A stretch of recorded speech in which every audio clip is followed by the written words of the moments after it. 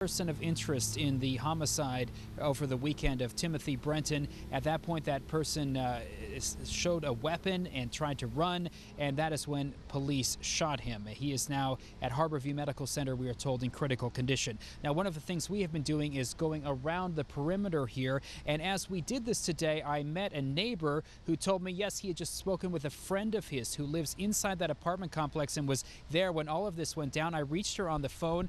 Her name is Kathy Ralston. Here is some of what she told me a short time ago. I heard, I saw them racing so fast that there were speed bumps. So I knew that there was something wrong, and I heard 4 shots in the back. And it sounded like it was right outside by my car. That's why I was kind of worried about my car. So I went to the back window, and I looked right out my window. And then I see, I had a really good view of where they were going, but there were so many of them. They went into an apartment. Then when they came back out, there's so many of the cops, and then there was a guy on the ground there. So I did not actually see him get shot, but I heard the shot. And whether he got shot in the parking lot is kind of unclear to me, because I know he was laying down, though. I saw him right laying down, and then the ambulance came.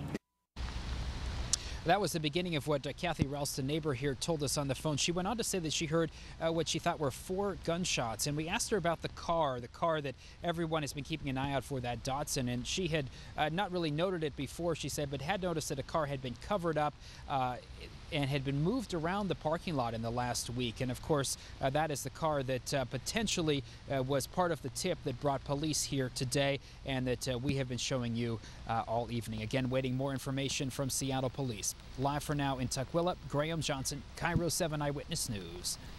All right, Graham, next we go to Harborview Medical Center now, where KIRO 7 Eyewitness News reporter Karen O'Leary broke the news earlier this hour that the hospital is on lockdown. Karen. And I guess I should clarify that, because that was the word that was being used here at the west entrance. After I reported that about half an hour ago, I wanted to check for myself, so I walked all the way around the hospital perimeter, and I did find that on the east side there was a door that was open. So to be a little bit more accurate, they've got some very intense security here. They're checking everyone who goes in and out. They're not letting the media in at all. But I think Harborview doesn't want us to be using that word lockdown. But here's the really relevant information I want to give you. While I was walking around the hospital, I got a chance to talk to a couple of very reliable sources about the suspect. Now, the person of interest, rather. We know that he is in surgery right now. These sources told me that they had seen him, that he has 2 bullet wounds, that he was shot twice, and they were able to tell me that one of those bullets entered just below his ear, and they believe it also exited. And one of the bullets hit him kind of in the back, a little bit in the side, and that bullet was causing a lot of internal bleeding. These sources told me that in their experienced views, they believed that he probably would survive, but we can't say that for sure. All we know is that he is in surgery, and that the latest on his condition is that it is critical. We're, of course, going to stay here at Harborview and bring you the very latest as we get it.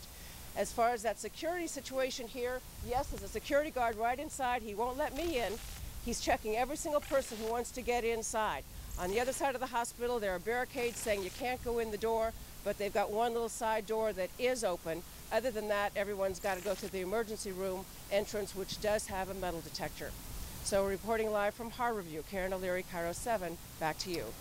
And next, let's go to KIRO 7 Eyewitness News reporter Deborah Horn, who's in Tukwila. Deborah.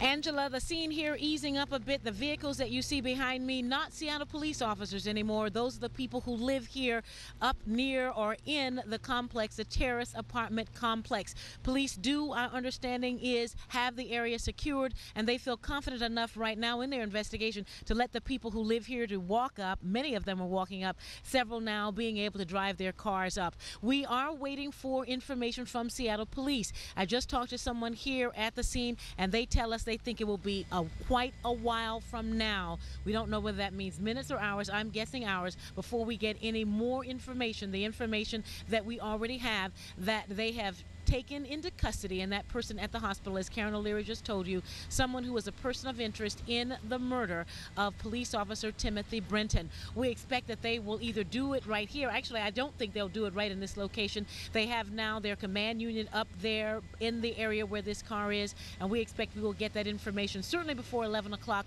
but probably not in the next few minutes. For now, reporting live in Tukwila, Deborah Horn, KIRO 7 Eyewitness News. As Deborah mentioned, we're going to keep working this story with the latest from the scene in Tukwila and the condition of the person of interest who's been shot. We'll break in as things develop, plus the latest on 11 at 11 and on KIROTV.com.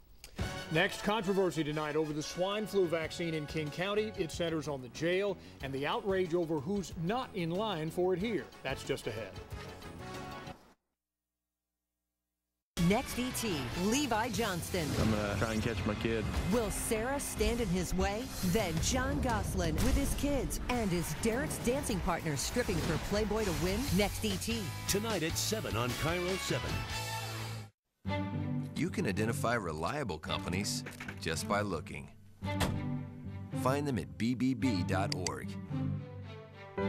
Continental Mills, makers of Krusty's mixes. Dana's Heating and Cooling. David G. Porter,